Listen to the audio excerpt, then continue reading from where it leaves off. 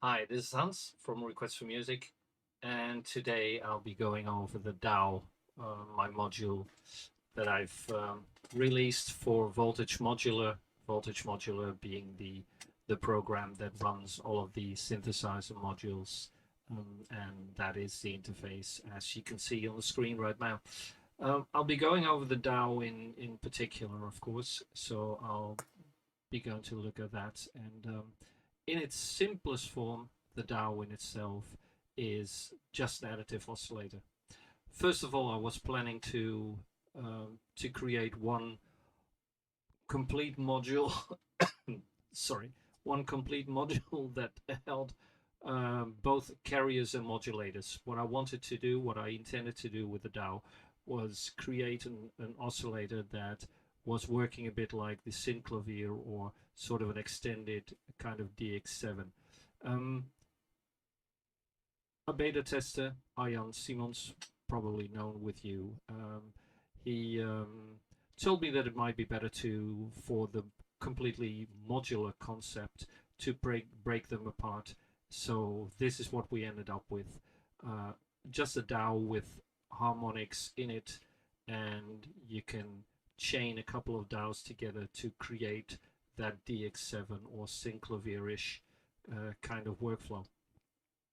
So what we look at right now is the DAO, and what we have here on the bottom is a window where we can see the number of harmonics that you can have actually active at the moment.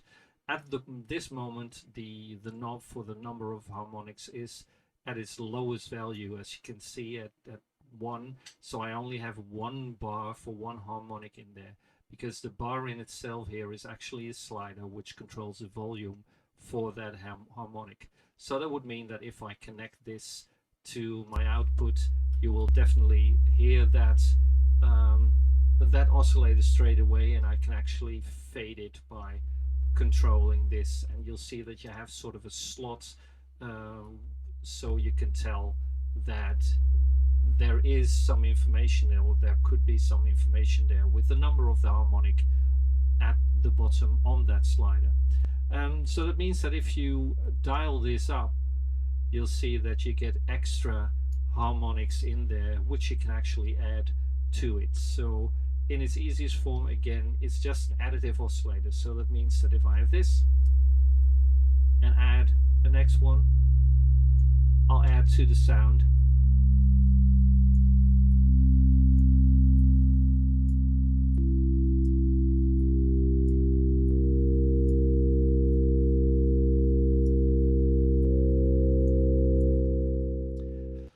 You actually see that when I raise that number of harmonics, that if I go over the level or over the numbers that are selected, that it moves the window straight with it. As you can see from the counter here on the top, I have 13 harmonics switched on at the moment, but in principle they don't have any level until you set it. Yeah? So that means that if I dial it back, and if I would turn this back, you can actually see that this is used as the main switch for those harmonics. So the lower the value is, the less oscillators you actually use within this. So the less oscillators means less power from your CPU that you use, of course. So to start off with one, I only have this, and you see a couple of buttons here on the side of the window, and the top ones are the pages actually, or it means that if I set it to a high value and I need to go back to the first harmonic, I can just click on the left top, and if I want to go to the last one, which is active, I can click on the one on the right top here. So if I've got this on, I can click both ways like that, and otherwise I can click the lower ones, where I can just scroll through that window and go over all of those harmonics. You see differences in colors. The darker purplish ones are the octaves, so that means that where actually number 2 is the fundamental that you normally use, and this kind of workflow with that number and that sort of harmonics is taken from the synclavier actually, where you also have the fundamental being the second harmonic, and you actually set a subharmonic for that. So normally when I've got it on 1 and I have some sound here, this is actually the subharmonic. So if I click this on and I would change this, then this is my actual fundamental number 2. And from that I can just go on and dial the next ones in. Harmonic number 3 is actually a fifth away from number 2. The next one is a darker purple one, as you can see, so that's a harmonic again, and actually that's an octave. So all the darker purplish ones are the octaves. So as you can tell from the bottoms, number 1 is an octave, number 2 is an octave, number 4 is an octave, and if I dial more in, you can see that number 8 is an octave, number 16, and in the end number 28 is an octave as well, like that. If I click on the reset button, all of the volumes and stuff like that is all set at 0 again, so I've got all of those to start over again with this to begin with. Normally the oscillator gives sound all the time, as you can tell, so that might not be what you want, but obviously there's an envelope generator here in the middle, which we'll talk about later. First of all, we'll have a look at this. On the bottom we have a left or mono output, a right output, and a width knob, apart from the level that I was already using to set the overall level of the oscillators. If I dial in more harmonics, so if I do something like this,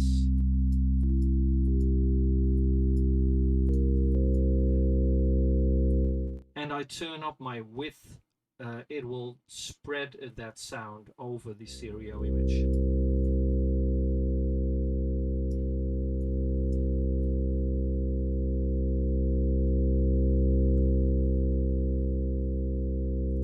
Like that. So that might be nice to work with. Let's do something very simple, and let's just create an organ, for instance.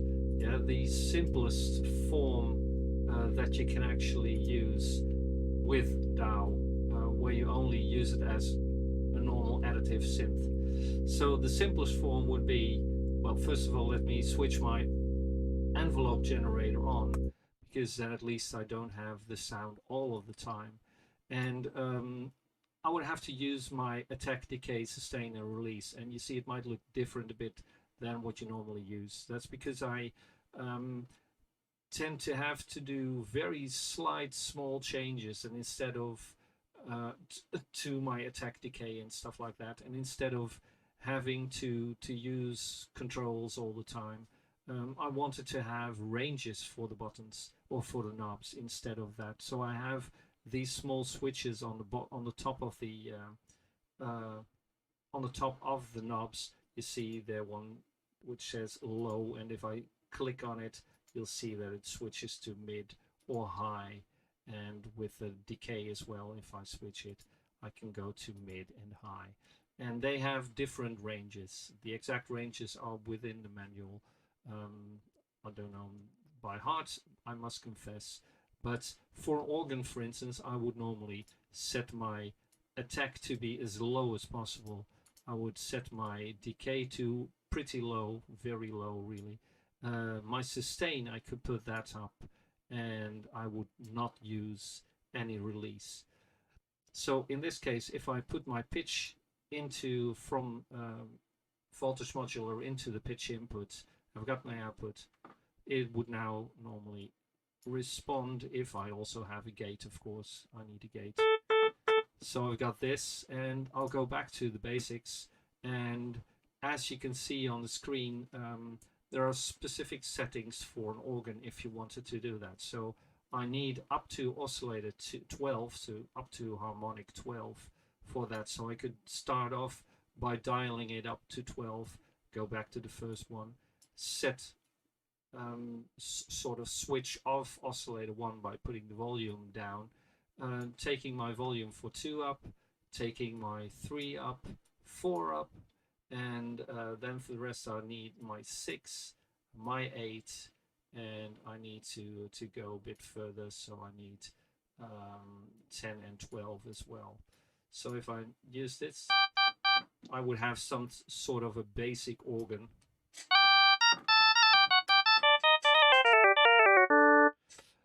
Of course, it would need some kind of modules extra to create that real organ sound. So if I would do something like use a rotary and an organ, or a delay or something, it would really start to sound like that. So let me just put a rotary in there, rotary module. And I'll take one of my own delays that I'm still working on. Something like this. So I'll put my left output of that in here, right output there, and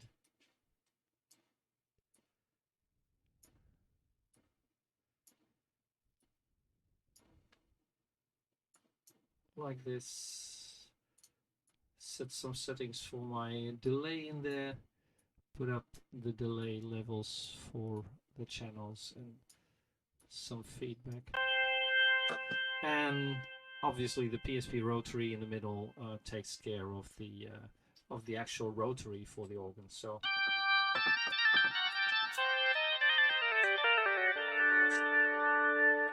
something like that. And since you're actually sort of working with an organ in drawbar style, you can actually do that here now as well. So if I would go back to the front, normally, for instance, a rock organ would most of the time not even use the higher ones, but actually only use number 2, 3, and 4. So if I dial this back till 4 or something, I only have those 3. And I have something like this, which would sound pretty much organ-like.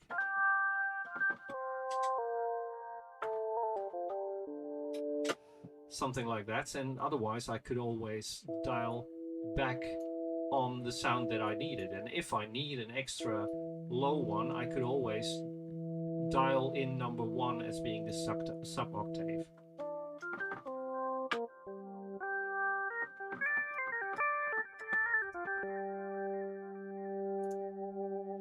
Change the rotary on the PSP.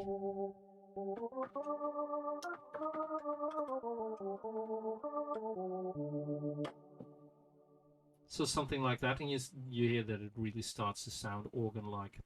But actually, the real power of the DAO lies not within stuff like this with the organs, but lies within the form where you use it in a sort of carrier modulator setting, which was the actual intent for this.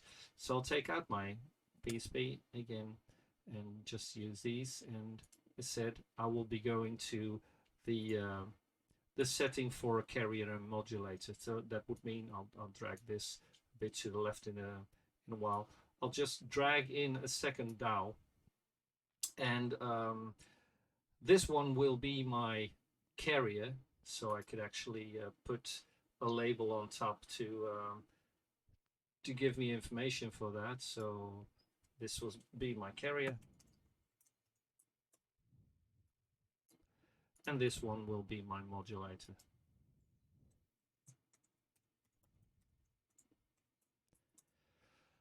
What I'll do in that case is, of course, I will be using an envelope, because otherwise I would be having sound all the time, as said. So if at least it's connected, which it isn't at the moment. So of course I'll need to connect that one to my delay, and at the moment I still have that normal organ-like sound from it.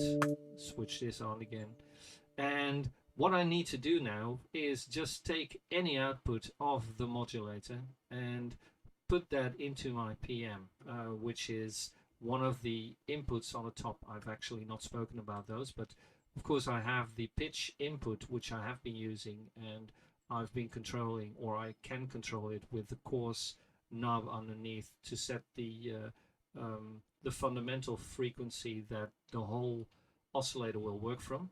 And to the right from that, I have an amplitude modulation input with a knob connected to it, a frequency modulation, a phase modulation, and the last one is the ratio modulation. But first of all, let's have a look at what happens now, because if I take the output of this and I'll plug that into my phase modulation for the carrier, I can now dial up this and it will change the overall sound. I will go back to just the one oscillator being used, so that's the sub-octave. So I have this sound now for this carrier, but as soon as I dial this up and dial it in here, and this one does not have an envelope generator switched on at the moment, so it will change the sound of the carrier at all times. So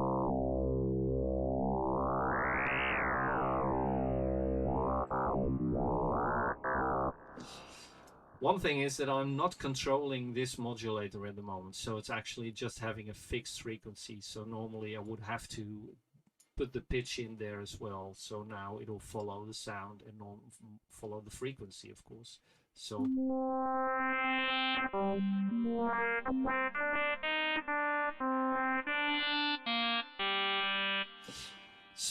normally you will want to control that instead of dialing up the knob. You will probably want to control that from the envelope generator. So normally it would mean that you need a gate in the modulator as well, which means that will trigger this envelope generator.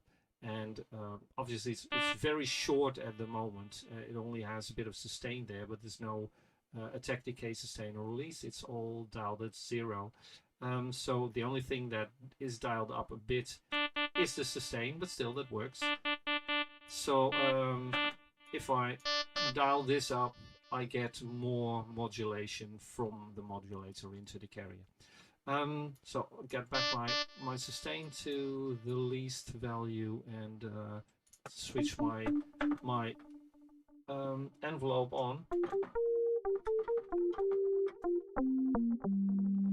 And now I could start changing the values. And as said, the values in low are indeed extremely low. So they'll go from 0 up to, what is it? It's up to 1000, I think it was. Oh, 500, sorry.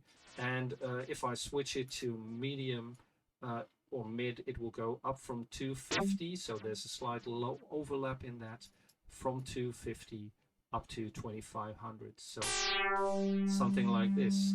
And obviously I can either change the amount of phase modulation on the side of the carrier, but on the other hand I also have an envelope knob, so I can use this to dial it, and otherwise I could also do something with the overall level of this modulator. So there's quite a few points that you can use, quite a few knobs that you can use to change the settings. So this way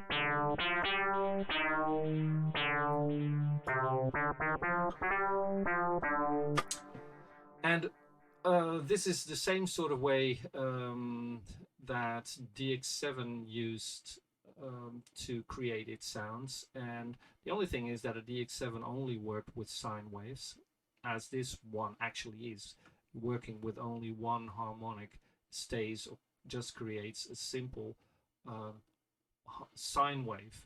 But as soon as I dial in extra harmonics, I get extra frequencies in there. Yeah, so that means that if I dial this up and just put in a next, it will change the sound even more. Now this is still an octave apart, so that stays pretty harmonic. But as soon as I dial in the third harmonic, which was a fifth apart from number 2 harmonic, it's starting to change the sound a bit more already. And in this case, I'm only using or changing the modulators, so there's a lot going to happen if I would change it on this part. I'll first reset this, and go back this way. So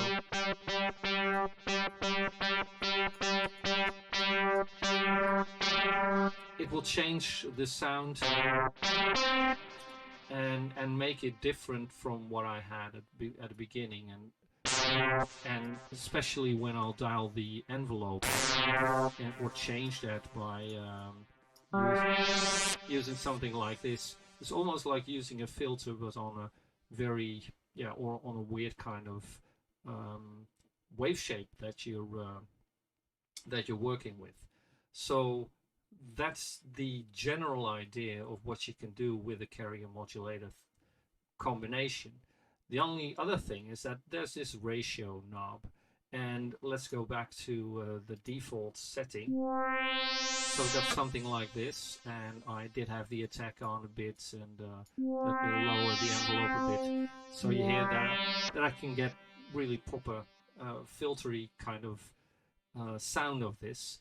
But since the ratio is at its standard setting, which is a ratio of 1, it is modulating a carrier of one frequency with a carrier of or with a wave of the same frequency. But if I change the ratio between those two will change, as they did on the DX7. And there's actually the whole list, and you have 64 values to choose from 0.5 through all kinds of intermediate values up to 25 or something, so very high frequencies, because it's actually changing the fundamental range of that frequency.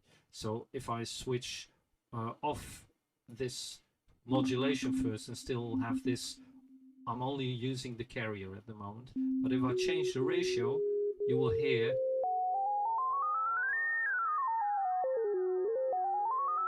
that it's changing the fundamental frequency. And if you actually wanted to use this kind of thing as an effect, there is this RM input on the top that you can see, which you can use this knob for to set the range, which will go through this list of all those ratios. So that means that if I got it set at 0, or sorry, at 1 to start off with, I had the normal standard sound, and I'll put in an LFO of mine. You don't see it, but it's actually added to it. And I'll use the triangle output as a cable to the input of the ratio modulation, and I'll dial it up,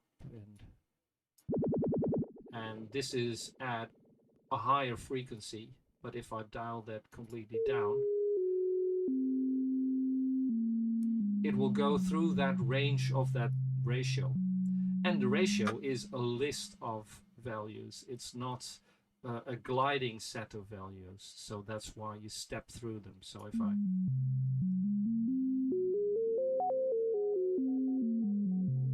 I could do something like that.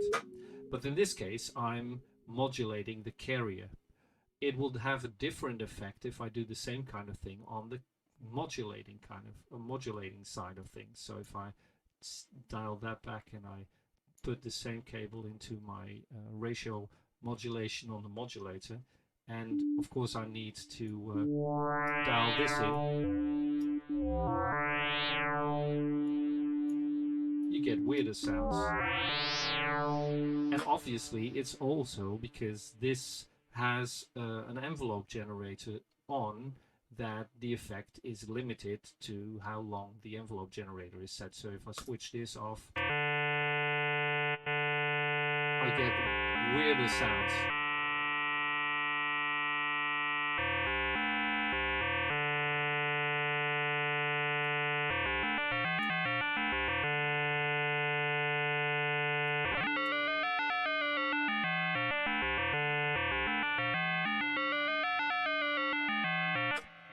So you can get really weird sounds like that.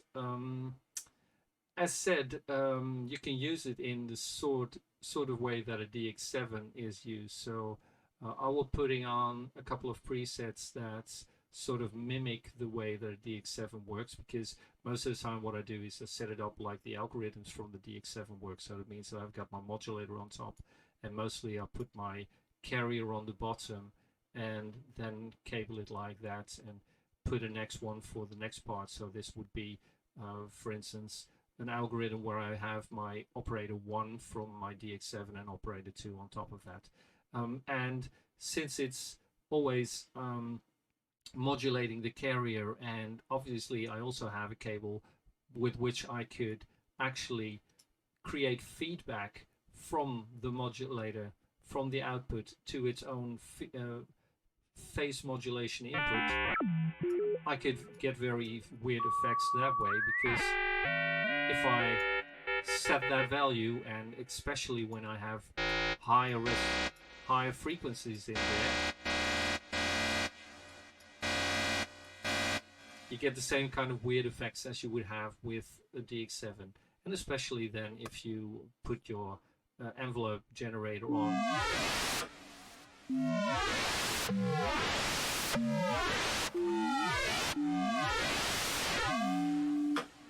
You could get stuff like that, and of course the amount of effect that you want is changed by using the envelope, changing the level, changing the phase modulation input. And for the people who think that yeah, this is all good and nice, and actually I had the setup like this now, so I had the carrier on the bottom. I forgot to look at the actual screen for the video, but I had the carrier on the bottom, as you can see. I have the modulator on the top, as you can see there. And so what you can actually do, instead of using phase modulation, and let me put this back first into its original position, and I've got this, and I could also have done it by going into frequency modulation, but frequency modulation does have a different effect on the overall sound. Phase modulation stays usable in a melodic way, whereas frequency modulation is starting to get a lot weirder than this. Normally you could obviously use frequency modulation for normal vibrato, for low frequency stuff. In this case I'm using audio rate modulation to go into the frequency modulator, and as you can tell, that has a lot weirder effect. And if you really want weird, you can also take an output of the carrier, put that back into the modulator, as was also the case within a DX7. So you can modulate everything that you need and all the ways around. And if you miss some kind of frequency in the overall spectrum, just dial in more harmonics and put whatever in. You'll hear the difference straight away if you do that. Yeah, so let me take out the frequency first and go back to this. So normally when I have something like this, and I went back to my first oscillator, just my first harmonic, I'll dial the next one in.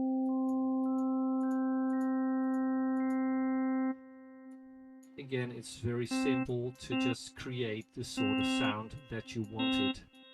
And especially if you wanted to create some inharmonic stuff and take the output of the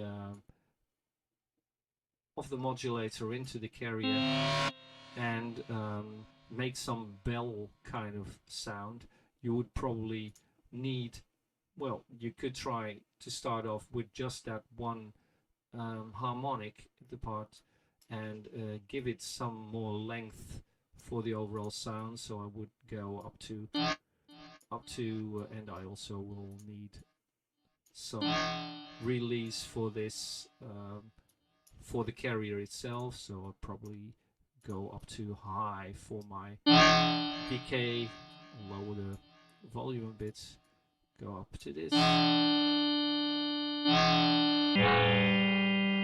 And now if I change the ratio,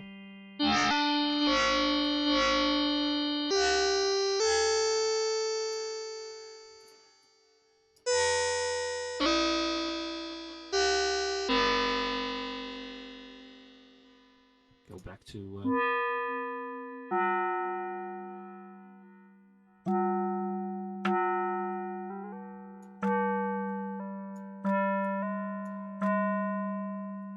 And of course I could dial in extra harmonics on this side. And again, all the lighter ones, those are the inharmonic ones. Yeah, so those are not the octaves. All the darker purplish ones are the octaves. So here also, if I wanted to dial in some stranger sounds, I would start off with the inharmonics. Whereas if I dial those off and I'll get the fundamentals and all of the octaves from that.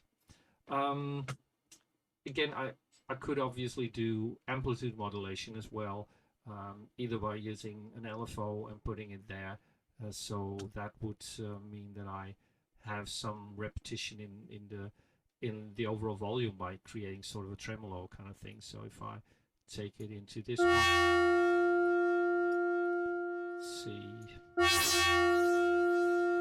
need to let's switch this off.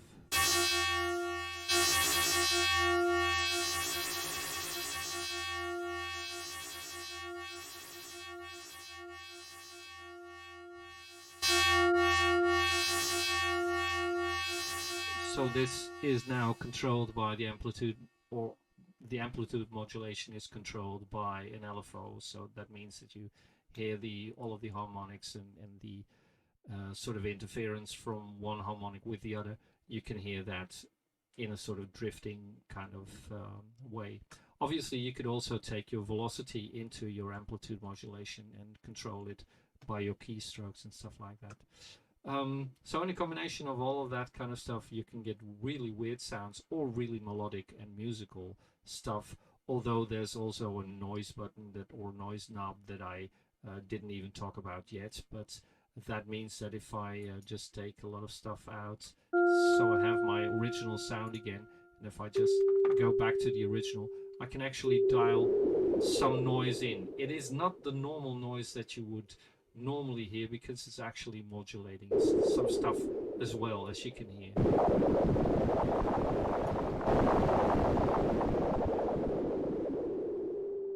So that means that there's always some extra weird kind of stuff happening in here. There's one last button that I didn't talk about. That's this sync button, apart from the fix that I also haven't talked about. Now I just realized. The sync button itself is within the envelope generator range. So it means that if you switch on the sync, instead of having those mid, high, and low settings, you'll actually have a note kind of setting. So 164 up to, I think it's 8 bars or something like that. So you could put your settings like that to set the overall attack, decay, sustain, release range for the envelope generator. So normally sync, and then you get this low, high, mid switches, and otherwise click that and you'll get rid of those. Two last things in the harmonics section is that one of them is a fix setting. So normally it, of course, responds to your pitch when you have pitch connected, but as soon as you set that to fix, you get a fixed oscillator. So you could use that while modulating this, so that the modulator itself would still be controlled by pitch, for instance. So let me see if I take that.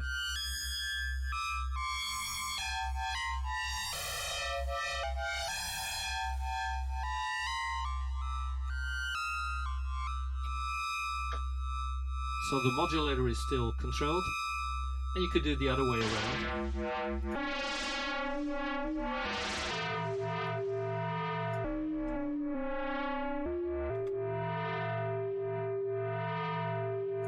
You do hear that there's a big difference in what you control with what.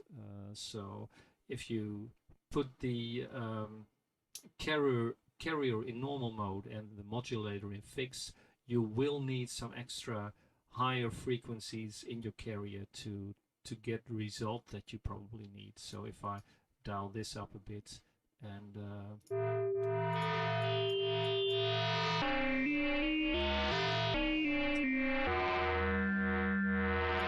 you heard that the actual effect was a bit, yeah, a bit clearer in what you could want to do with this. A last thing that I didn't mention yet is the wave type. Normally, with the DX7, you only had a sine wave and only one harmonic. In this case, I've put another waves in there. So if I go back to my original sound, so just my standard sine wave, I have it like this, but I can actually dial this up to get a triangle or a sawtooth or a square wave. Yeah, no fancy stuff like pulse width modulation or stuff like that in there. Just simple square wave. But indeed, you could do a sine or a sawtooth wave like this, and then obviously you still have all of the extra harmonics to change those sounds. So this is a non-modulated, just a carrier sound with sawtooth. Yeah, so that might already be interesting enough as a sound, but otherwise, obviously, dial anything in by using a modulator into the phase modulator, phase modulation input. And again, you need to be very gentle on the modulation. So that also means that you might have to use very slight settings for all of these values, like real low attacks and real low settings for the rest as well. And just some sustain, or maybe very short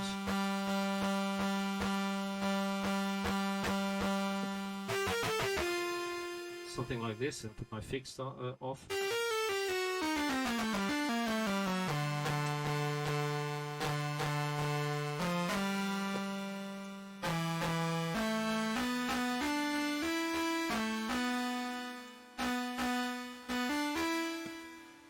So a lot you can do that with that, and again, what I normally do is I might start off with sort of a DX7 kind of layout. So most of the time I actually do stuff like this, where I set my modulators and carriers like I would, or like I can see within a DX7 configuration, where I have my modulators on top, and you see that I even put the name of the original algorithm with it, which was algorithm 5, where I have an operator number 3 controlling the carrier underneath, as you can see.